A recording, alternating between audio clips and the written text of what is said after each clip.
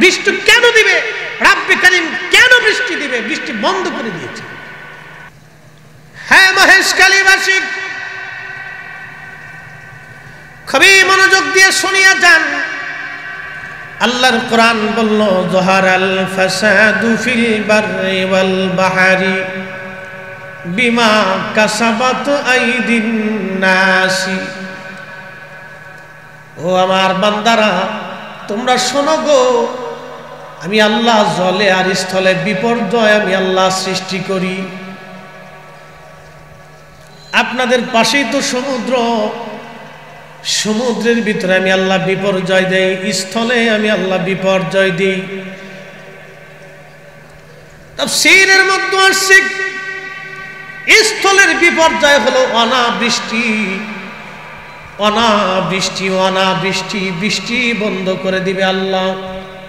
বৃষ্টির অভাবে ফসল নষ্ট হয়ে যাবে, ফল নষ্ট হবে, রিজিকগুলি নষ্ট হয়ে যাবে।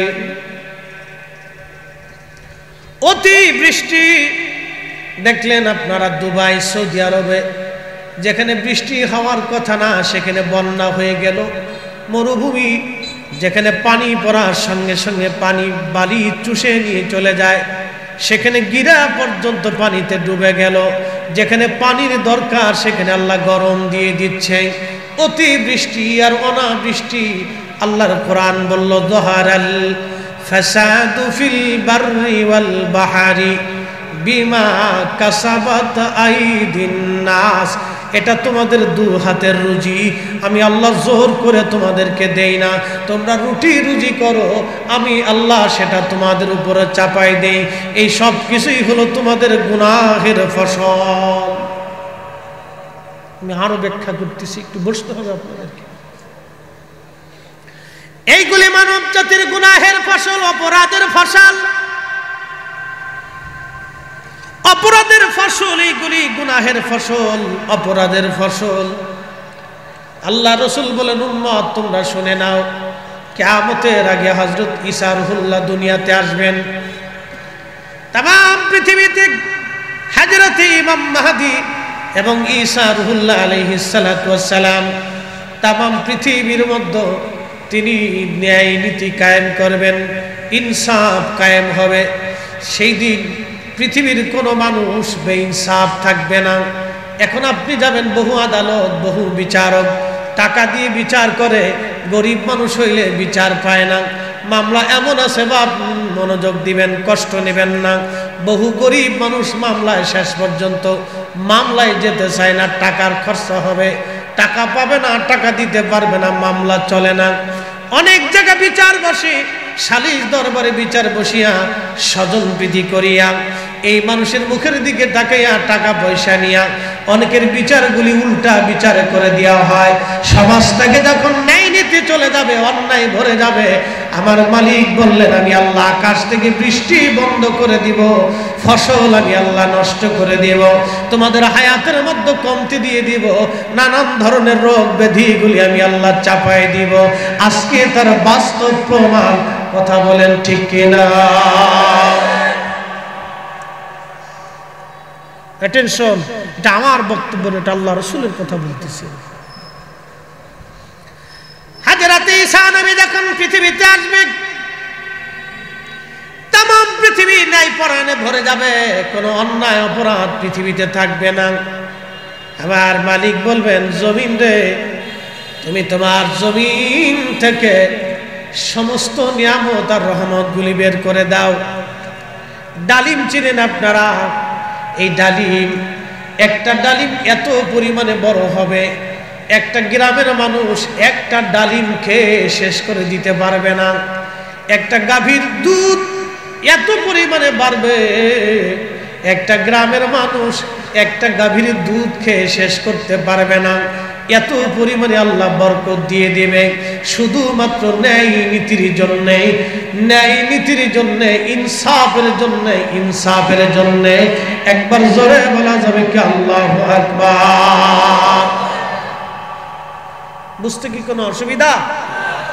কেন আমাদের উপরে বিপদ চাপলো বুঝাইতেছে আমার। আল্লাহর কুরআন বলল, ইন্নাল্লাহ ইয়া'মুরু বিল আদলি ওয়াল ইহসানি ওয়া ইতা'i যিল কুরবা ওয়া ইয়ানহা আনিল ফাহশাই ওয়াল মুনকারি ওয়াল বাগই ইয়াঈদুকুম লাআল্লাকুম তাযাক্কারুন।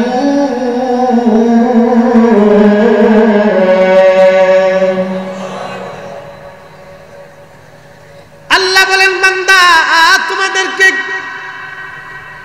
ন্যায় শিক্ষা দিলাম, ইনসাফ প্রতিষ্ঠিত করবে। তোমরা দুনিয়াতে যেটা ন্যায় সেটা করবা, অন্যায় কখনো করবা না। অন্যায় করবাও না, অন্যায় মানবাও না, অন্যায় প্রশ্রয় দিবাই না, অন্যায় সমর্থনও করবা না, অন্যায় করার সুযোগ পর্যন্ত তোমরা দেবা না। ইন্নাল্লাহ, কোরআন বলতেছে, আমি বলি না, যেই জমিনের উপরে বসে রয়েছি সেই জমিনের নিচে আমাদের ঘর হবে। আল্লাহু আকবার। যে মালিক আমাদের বানাইলেন সেই মালিকের দরজায় চলে যেতে হবে। আল্লাহর কোরআন বলল, কাইফা তাকফুরুনা বিল্লাহি ওয়া কুনতুম আমওয়াতা, কি করে তোমরা আমি আল্লাহর আইনকে, আমি আল্লাহর বিধানকে, আমি আল্লাহর নীতিকে, আমি আল্লাহর দেওয়া শিক্ষাকে, আমার রাসূলের জীবন চরিত্রকে, আমার হাবিবের গোলামিকে কি করে তোমরা অস্বীকার করো? অথচ আমওয়াতা, তোমরা মৃত্যু ছিলে, নির্জীব ছিলে, কিছুই ছিলে না। ফাআহইয়াকুম সুম্মা ইউমীতুকুম সুম্মা ইউহয়ীকুম সুম্মা ইলাইহি তুরজাউন।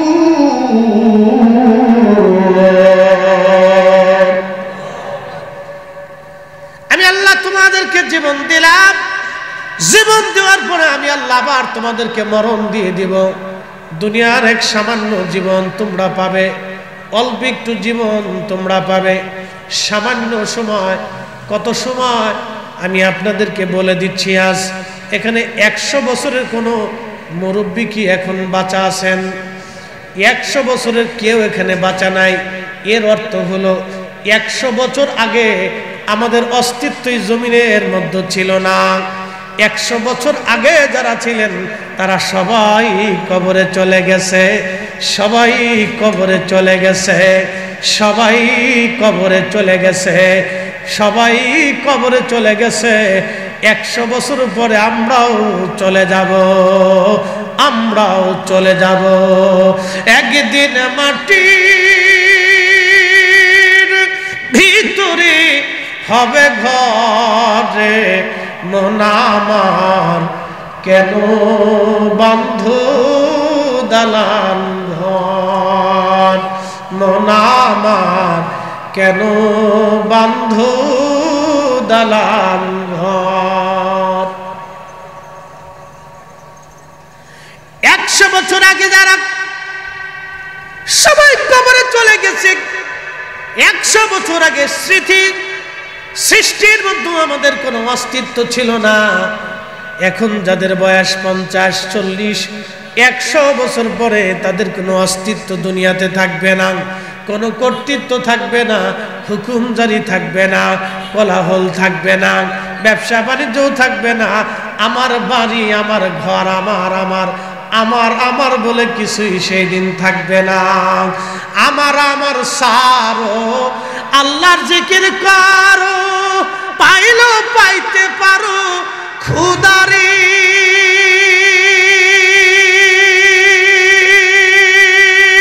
ঠিক আছে?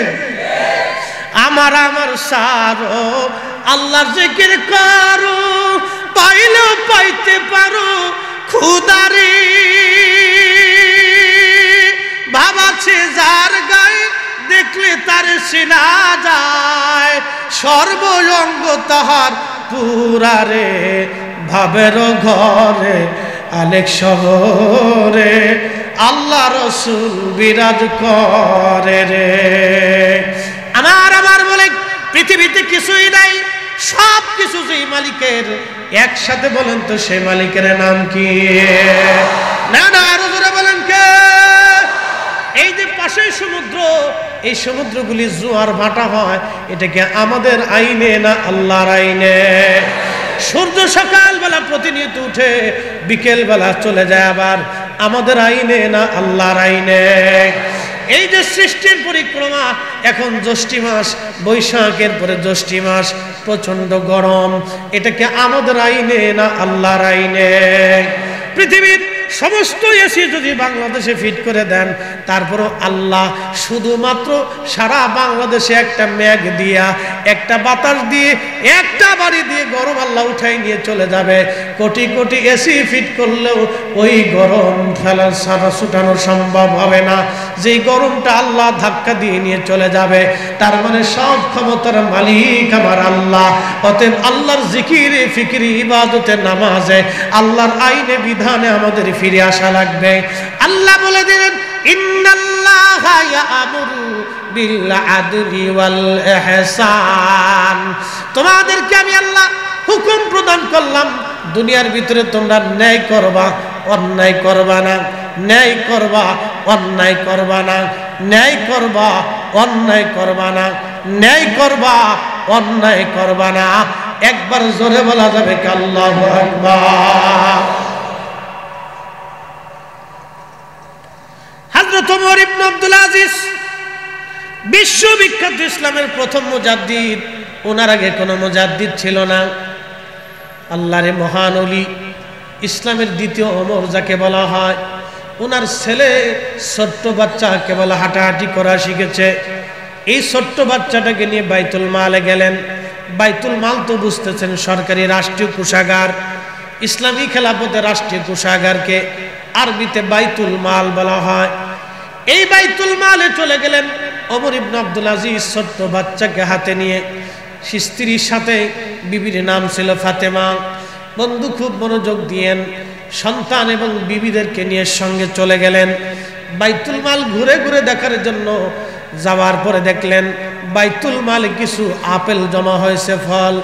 বাচ্চাটা দৌড়াদৌড়ি করে, খেলতে খেলতে বাচ্চা দৌড়ে আপেলের কাছে যে আপেল দেখে, বাচ্চা একটা আপেল হাতের মধ্যে নিয়ে, মুখের মধ্যে নিয়ে কামড় দিয়ে খাওয়া শুরু করছে। বুঝতেই তো পারছেন, ছোট্ট বাচ্চা, ওর তো কোনো অপরাধ নাই, ও তো কিছুই বুঝে না। আপেলটা নিয়ে খাওয়া শুরু করলেন।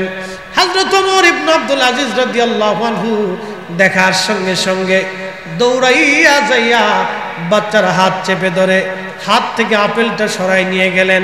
মুখটা চেপে ধরে বাচ্চার মুখের মধ্যে আঙ্গুল ঢুকে আপেলগুলি বের করে নিয়ে আসলেন। স্ত্রী ফাতেমা জিজ্ঞেস করে বলে, স্বামী আমার, এই আপেলটা আপনি বাচ্চার হাত থেকে না নিলেও তো পারতেন, বাচ্চার মুখের ভিতর থেকে আপেল বের করে না আসলেও তো পারতেন।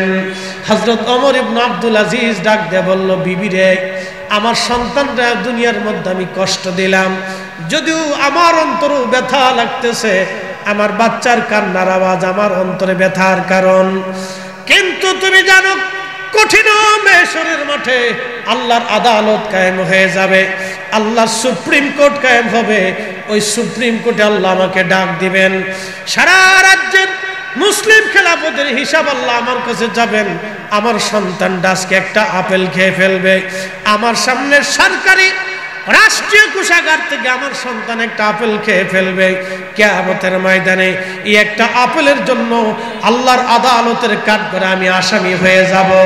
দুনিয়াতে ব্যথা পাই, সন্তান ব্যথা পাক, কোনো অসুবিধা নাই। হাসরের ময়দানে আল্লাহর আদালতে আমি দাঁড়াইতে পারবো না। চিৎকার মেরে জোরে বলেন আল্লাহু আকবার। মুসলিম কি দেখে যাবে? এই জন্য আমরা দোয়া করার সাথেই বৃষ্টি আসবে, দোয়া করার সাথেই বৃষ্টি। এত আলেম সালাতুল ইস্তিসকা বলল, বৃষ্টি হলো। হাজার হাজার মুসল্লি নামাজ পড়লো, বৃষ্টি হলো। আগের জমানাতে দোয়া করার সাথেই বৃষ্টি হলো। একসাথে বলবেন আল্লাহু আকবার। হযরত মুসা আলাইহিস সালাতু ওয়াসসালামের জমানাতে বৃষ্টি নাই, প্রচন্ড খরা পড়ে গেল, গরম আর গরম, গরম আর গরম। মুসা নবীর উম্মতরা একবারে বিতৃষ্ণা। আল্লামা ইমাম আবুল ফারাজ ইবনুল জৌজি উয়ুনুল হাকায়াতের মধ্যে 900 বছর আগে তিনি লেখেন, হযরত মুসা নবী বৃষ্টি নাই রে, বৃষ্টির অভাবে একবারে কঠিন অবস্থা। কষ্ট হচ্ছে আপনাদের? বোঝা যায়? হ্যাঁ, আমরা কেন অন্যায় থেকে দূরে থাকবো, কেন ন্যায়টা করব, এটা আপনাকে আমাকে বুঝতে হবে। এ আপনাদেরকে ন্যায় অন্যায় আজকে বুঝাই। একজন ব্যক্তি সুদের টাকা দিয়ে, ঘুষের টাকা দিয়ে, মানুষের হক নষ্ট করে টাকা দিয়ে গরুর গোশত বিরিয়ানি খেয়ে নামাজে গেছে, সারা রাত্র নামাজ পড়ছে, তাহাজ্জুদও করছে, নামাজ হবে? একসাথে না, না জোরে বলে, না না আরো জোরে বলে, হকের আওয়াজ বুলন্দ দিতে হয়, জোরে বলেন হবে? একজন ব্যক্তি সারাদিন পরিশ্রম করে 500 টাকা রুজি করছে, ডাল ভাত দিয়ে কোন রকম শাক পাটা দিয়ে, এই আপনাদের দেশের কি বলে ওই যে মাছের শুটকি মাছ দিয়ে, হ্যাঁ এটা তো সুলভ মূল্যে পাওয়া যায়, আপনাদের দেশে সুলভ মূল্যে পাওয়া যায়। শুটকি মাছ দিয়ে কোন রকম একটু ভর্তা টর্তা করে এই মনে করেন খেয়ে রাত্রিবেলা এশার নামাজ পড়ে ঘুমাইছে, ফজরের নামাজ পড়ে আবার কাজে গেছে। ওই বেটার এক দিনের এশার ওয়াক্তের নামাজ আর সুদখোরের ঘুষখোরের সারা জিন্দেগীর 80 বছরের নামাজ এক পাল্লায় দিলেও হালাল ভক্ষণ কন্যাওয়ালার এক ওয়াক্ত এশার নামাজের ওজনের সমান হবে না। কথা বলেন ঠিক না বেটে? এই হক বেহক বুঝে যেতে হবে আপনাকে। ফরিদি সাহেবের অনেক বড় পাগড়ি, বিরাট বড় জুব্বা, অনেক বড় ওয়াইস, পেটের ভিতরে হারাম খাবার, 4 পয়সাও দাম। ঠিক আসতে বলেন কেন? আমার বেলা আসতে হবে, আমার বেলা আরো জোরে হবে না, আরো জোরে বলেন না, আরো জোরে বলেন। আমাদের বক্তাদের ভিতরে তো অনেক হিংসা, একজন আরেকজনের দেখতে নেই, একজন আরেকজনের সুনাম বেশি হয়ে গেলে শরীরের ভিতরে চুলকায়, একজন আরেকজনের ভুল ধরার জন্য উঠে পড়ে বসে রয়েছে। এই অবস্থা আমাদের দেশে বিতৃষ্ণা লাগে, বিশ্রী লাগে, মাঝে মধ্যে মনে হয় যে কোন অপদার্থ জগতের ভিতরে বসছে। মুসলমান মহেশ কালীবাসী খুবই মনোযোগ দিয়ে শুনিয়া যান। মুসা আলাইহিস সালাম উম্মতরা বলল, হুজুর বৃষ্টি হয় না, বৃষ্টির বড় অভাব, দয়া করে আমাদেরকে নিয়ে আপনি একটু দোয়া করেন যাতে রাব্বে কারীম আমাদেরকে বৃষ্টি দিয়ে দেন। হযরতে মুসা নবী আলাইহিস সালাতু ওয়াস সালাম সব উম্মতদেরকে ডাকলেন, বনি ইসরাইল। বর্তমান যে বনি ইসরাইল সেই আগের বনি ইসরাইল একরকম নাই। বর্তমান যে বনি ইসরাইল ইসরাইল রাষ্ট্র গঠন করেছে, এটা হলো আমাদের দেশের রোহিঙ্গাদের মতো। আমরা যেমন জায়গা দিয়েছি, ফিলিস্তিনিরাও ইসরায়েলিদেরকে জায়গা দিয়েছিল। আজকে ওরা ফিলিস্তিনিদের জায়গাগুলি দখল করে 75 বছর ধরে আমার ফিলিস্তিনিদের স্বাধীনতাকে ধ্বংস করে দিয়ে আমার ফিলিস্তিনির লক্ষ লক্ষ যুবক যুবতী ছেলে মেয়ে ফিলিস্তিনির মানুষদেরকে হত্যা করে। ওরা যখন ফিলিস্তিনিদেরকে হত্যা করে তখন পশ্চিমারা ইসরায়েলিদেরকে অর্থ দেয়, টাকা দেয়, পয়সা দেয় আর অস্ত্র দেয়। পশ্চিমারা আমেরিকা, ব্রিটেন, আমেরিকা, ব্রিটিশ আর পশ্চিমারা যারা আছে ইউরোপের কিছু দেশ, এরা ইসরায়েলকে অস্ত্র দেয়, সাহায্য করে। আর আমরা যখন ফিলিস্তিনের মুসলমানদেরকে মারা হয়, আমার দেশের সৌদি আরবের রাজা বাচ্চারা, মধ্যপ্রাচ্যের রাজা বাচ্চারা তখনও ওই আমেরিকার পাশাটা গোলামি করে। কথা বলেন না কেন? ঠিক কিনা? ওদের দেশের মৌলবীরা আমার দেশে এসে মিলাদুন নবী বন্ধ করার জন্য উঠছে, দোয়া বন্ধ করে দেওয়ার জন্য আসছে, তারাবির নামাজ 8 রাকাত বানিয়েছে, আমার মসজিদে ভেজাল বাঁধিয়েছে, ফাতিহা ইসালে সব বন্ধ করে দিচ্ছে, আল্লাহর ওলিদের দরবারে যাওয়া বন্ধ করার শিরকের ফতোয়া দিচ্ছে। এই সমস্ত মৌলবীদেরকে তাদের ফতোয়াগুলি বৃদ্ধাঙ্গুলি দিয়া ঝাঁটাপেটা করে সেই দেশ থেকে তাড়াইতে হবে। হাত উঁচা করে বলেন ঠিক না?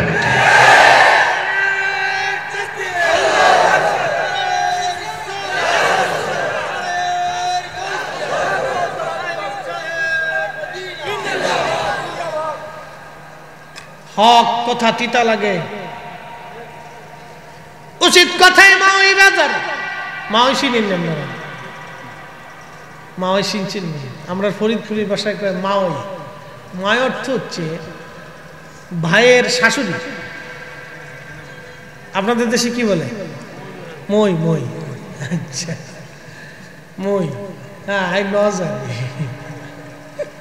মই তো মই উচিত কথায় মই বাজার গরম বাতে বিলাই বাজার ডাল বাতে কুটুম বেজার মানে মেহমান বেজার উচিত কথায় মই বেজার হক কথা বললে অনেকেই বেজার হয়ে যাবে ছাতা বেজার হলে কিছু আসে যায় না এটা শাহজালালের জমিন শাহপরানের জমিন বদর শাহলের জমিন আল্লাহর ওলিদের জমিনে আল্লাহর ওলিদের দেওয়া ইসলামে দেশেই চলবে কথা বলেন ঠিক কিনা কুতুবদিয়ার আল্লাহর ওলি কুতুবুল আউলিয়া ঘুমিয়ে আছেন এই অঞ্চলের সমস্ত আলেমদেরকে যদি এক পাল্লায় দেন কুতুবদিয়ার আল্লাহর ওলিকে যদি আর এক পাল্লায় দেন এই আল্লাহর ওলির ওজনের সমান হবে না হবে এই আওয়াজ তুলে বলেন হবে এই জোরে বলেন হবে বুঝে কবরে যাবে শুনিয়া যান মহেশখালীবাসী হযরত মুসা আলাইহিস সালাতু ওয়াস সালাম সব বনি ইসরাঈলদেরকে ডাক দিলেন নামাজ পড়ার জন্য আরে কপাল গাড়ি একখান যাইতেছে মাশাআল্লাহ মেড ইন বাংলাদেশ ও গেলে বোঝা যাইতেছে যে রাশিয়ার ট্যাঙ্ক যাইতেছে অসুবিধা নেই এইগুলি দিয়ে যুদ্ধ সারিয়ে দেওয়া যাবে আল্লাহ একসাথে বলেন আল্লাহু আকবার সব উম্মত বনি ইসরাঈল এক জায়গা আছে নামাজ পড়ে নামাজ পড়িয়া হযরতে মুসা আলাইহিস সালাতু ওয়াস সালাম সবাইকে নিয়ে আল্লাহর দরবারে হাত বাড়াইলেন দোয়া চলতে লাগলো দীর্ঘ সময় দোয়া করে দোয়া তো হলো বটে কিন্তু বৃষ্টি নাই চিন্তা করেন তো তখন এই অবস্থা বৃষ্টি নাই আকাশে যতটুকু মেঘ ছিল একেবারে পরিপূর্ণ হয়ে গেল মেঘ খালি হইয়া আকাশ থেকে আরো গরম পড়া শুরু করলো উম্মতেরা বলো নবী গো বৃষ্টি নাই গো নবীজি কি দোয়া করলেন মুসা গো বৃষ্টি তো হলোই না আকাশের মেঘ কেটে আরো গরম পড়া শুরু হলো হযরত মুসা নবী ডাক দিয়ে বলেন উম্মতেরা রে তোমাদের মধ্যে যারা গুনাহ করছো সবাই চলে যাও যারা গুনাহ করো নাই তারা বসে থাকো তাদেরকে নিয়ে আজ দোয়া হবে আসতে হলো কেন জোরে বলে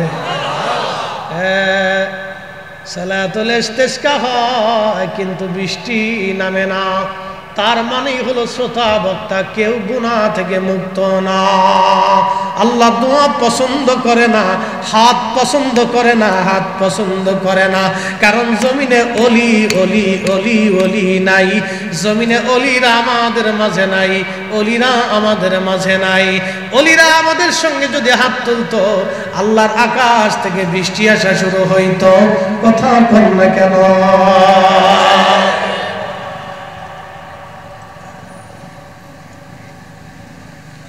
শুনিয়া যান মহেশখালীবাসী মুসা নবী বললেন গুনাহ যারা করছো চলে যাও অনেক মানুষ চলে গেল কিছু মানুষ বসে রইল আবার দোয়া শুরু হলো বৃষ্টি তো হলোই না আরো আকাশ থেকে গরম শুরু হলো উম্মতেরা বলল হুজুর বৃষ্টি তো হলোই না আরো গরম পড়া শুরু হলো কারণ কি মুসা আলাইহিস সালাম বললেন জীবনে একটা গুনাহ যে করছো সে চলে যাও যার জীবনে কোনোই গুনাহ নাই সে বসে থাকো আজকে যদি বলা হয় মাহফিল থেকে যার গুনাহ আছে সে চলে যান যার গুনাহ নাই তারা বসেন আমরা সব দোয়া করব আমরা দোয়া করব যার গুনাহ আছে সে চলে যান যার গুনাহ নাই সে বসে থাকেন শ্রোতা বক্তা কেউ মাঠ নাই সব খালি কি কথা কোন দেখে সব খালি। মুসা নবী শর্ত দিলেন, একজন যার গুনাহ নাই, একেবারে নিষ্পাপ, একটা গুনাহও যে করো নাই জীবনে কোনোদিন, সে বসে থাকো, বাকিরা সব তোমরা চলে যাও, তোমরা থাকলে আজ দোয়া কবুল হবে না, চলে যাও।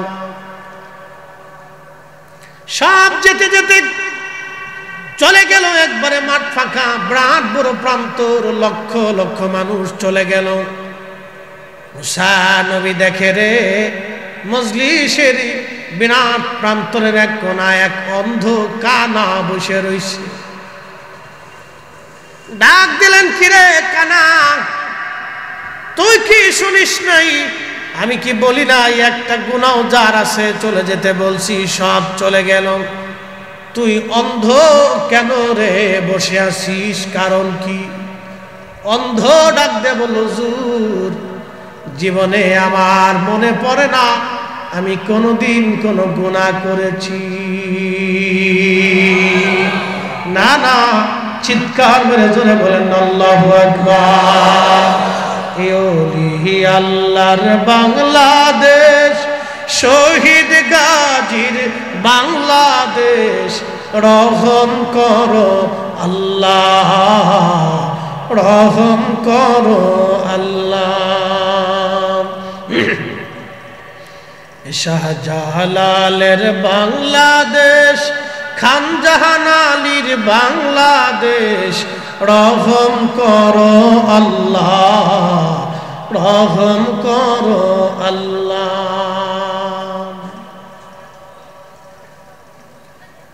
তবে হুজুর আমি তো জীবনে কোনোদিন গুনাহ করি নাই, তবে হুজুর জীবনে একটা ভুল করছিলাম, যদি অপরাধ হয়, গুনাহ হয়, আমি অন্ধ চলে যাব, আর যদি গুনাহ না হয় নবী গো আমি এই মজলিসে বসে থাকব।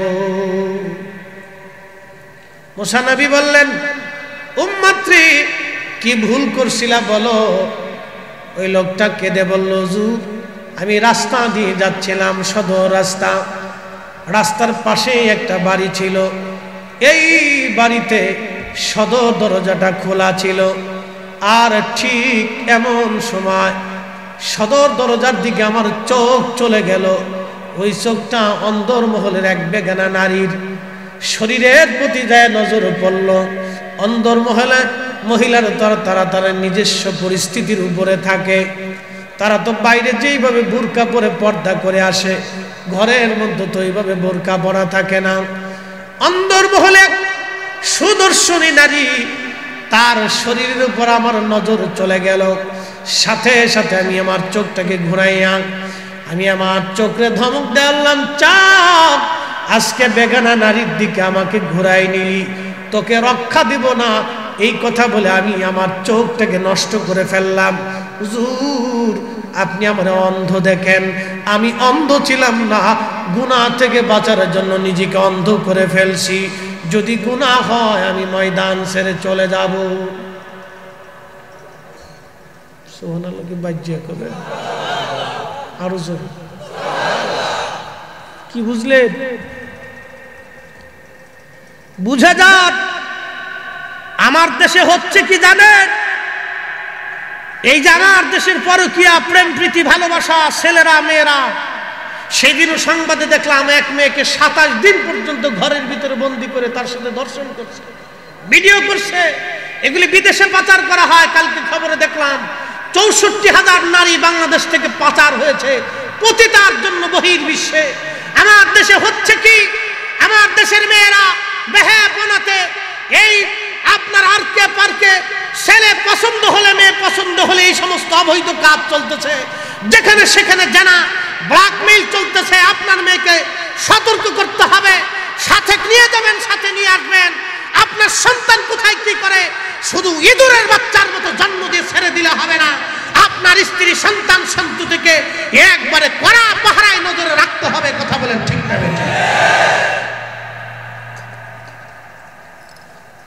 কত নারী ব্ল্যাকমেইলের শিকার হয়েছে আপনি জানেন আমার দেশে হচ্ছে কি?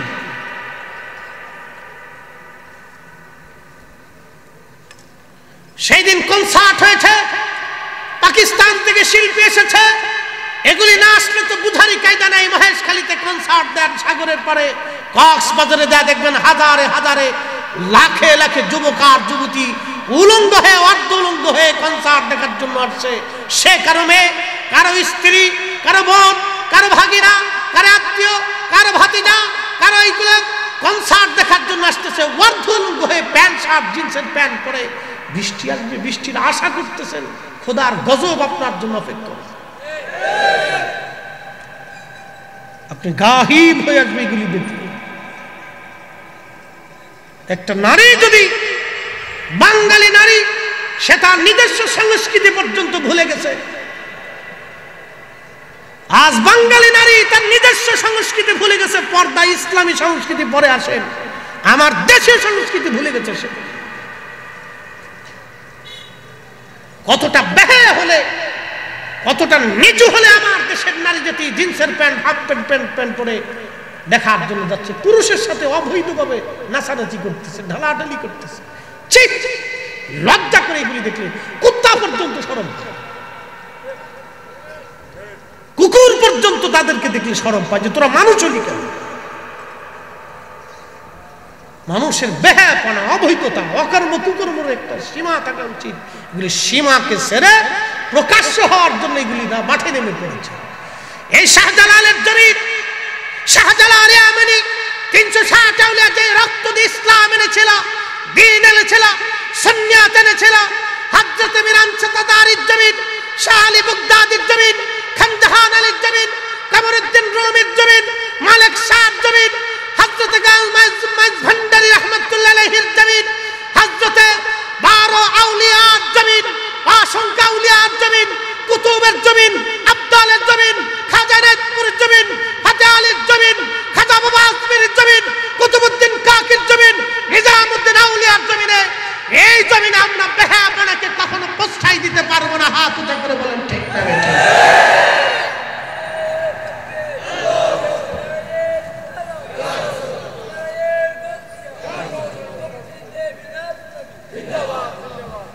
কষ্ট হইতেছে আপনাদের? আগামী প্রজন্ম অন্ধকারের দিকে, অন্ধকারের দিকে দিকে। সেদিন সময় টেলিভিশনে একটা দেখা হলো, টিচার ছাত্রীদেরকে নিয়ে বাসের ভিতরে নাচতেছে। এ সমস্ত টিচারকে জুতা দিয়ে বেরিয়ে দিতে হবে। এক কথা বলেন না কেন? আমার মেয়েকে কি তোমার কাছে পড়তে দিয়েছে নাচানাচি করার জন্য? এইগুলি বেহায়াপনা শেখানোর জন্য? আমার সন্তানকে স্কুলে দিয়েছি মানুষের মতো মানুষ হওয়ার জন্য, আমার বাচ্চাকে কলেজ ইউনিভার্সিটিতে দিয়েছি মানুষের মতো মানুষ হওয়ার জন্য, আমার সন্তানকে মাদ্রাসা মাক্তবে দিয়েছি মানুষের মতো মানুষ হওয়ার জন্য। এইগুলি বেহায়াপনা, অপসংস্কৃতি, এই সমস্ত বেহায়াপনা শেখানোর জন্য না, আমার সন্তানকে এইগুলি বেহায়াপনা দেখানোর জন্য না। কথা বলেন ঠিক না বেঠিক? পরবর্তী পর্যায়ে দেখা যাবে এই বাচ্চাগুলি বাবা মাকে বৃদ্ধাশ্রমে দিয়ে দিবে। হচ্ছে তো তাই। বৃদ্ধাশ্রমের খবর নিয়ে দেখলাম, হাই হাই হাই, 4 বাড়ির মালিক ঢাকা শহরে, বাপের জায়গা সন্তানের ঘরে হচ্ছে না, বৃদ্ধাশ্রম হয়েছে। কতটা ডিমোশনী জাতির, আপনার হিম হয়ে আসবে রক্ত সামনে, অপেক্ষা করুন শুধু। আর এক দল আছে, মিলাদ বন্ধ করে দাও, দোয়া বন্ধ করে দাও, ইশাআলে সব বন্ধ করে দাও। আর এক দল আছে, মিলাদুন নবীর মাহফিলের নাম শুনলে শরীরের ভিতর খালি চুলকাইতে থাকে। তোমার মিলাদুন নবীর মাহফিলের নাম শুনলে শরীরে চুলকায় কেন? কিসের জন্য তোমার চুলকাইবে? তুমি মিলাদুন নবীর মাহফিল বন্ধ করো, ইশাআলে সব মাহফিল বন্ধ করো, উরুস বন্ধ করে দাও, ওলিদের বারগাহে দরবারে যাতায়াত বন্ধ করে দাও, প্রত্যেক মসজিদের জুমার আগে বয়ান বন্ধ করে দাও, সব সভা সেমিনার, ইসলামী সংস্কৃতি গজল সন্ধ্যা বন্ধ করে দাও। মাত্র 5 বছর টাইম দিলাম, আমার দেশের নারী সমাজ হাফ প্যান্ট পরে রাস্তা দিয়ে হাঁটবে। মাত্র 5 বছর টাইম দিছি, হাফ প্যান্ট পরে নারীরা রাস্তা দিয়ে হাঁটবে, কিচ্ছু করতে পারবে না। ওরা আছে শুধু এটা বন্ধ করে।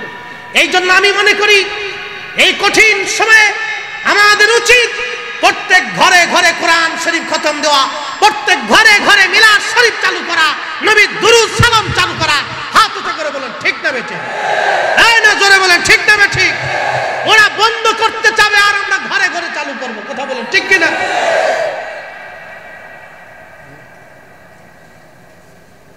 এগুলি সব ইহুদিদের ষড়যন্ত্র। বেদাতের ভয় দেখে বন্ধ করে দাও। প্রত্যেক ঘরে ঘরে কোরআন খতম চালু করে, প্রত্যেক ঘরে ঘরে নবীর মিলাদ চালু করে, প্রত্যেক ঘরে ঘরে দোয়া দুরূদ চালু করে, প্রত্যেক সন্তানকে দোয়া শিক্ষা দেন, প্রত্যেক সন্তানকে মিলাদ শিখান, প্রত্যেক সন্তানকে ন্যায় নীতি শিক্ষা দেন, প্রত্যেক সন্তানকে কোরআন শরীফ খতম দিতে শিক্ষা দেন। না হলে আমার জাতি অন্ধকারে নিমজ্জিত হবে, আমার মেয়ে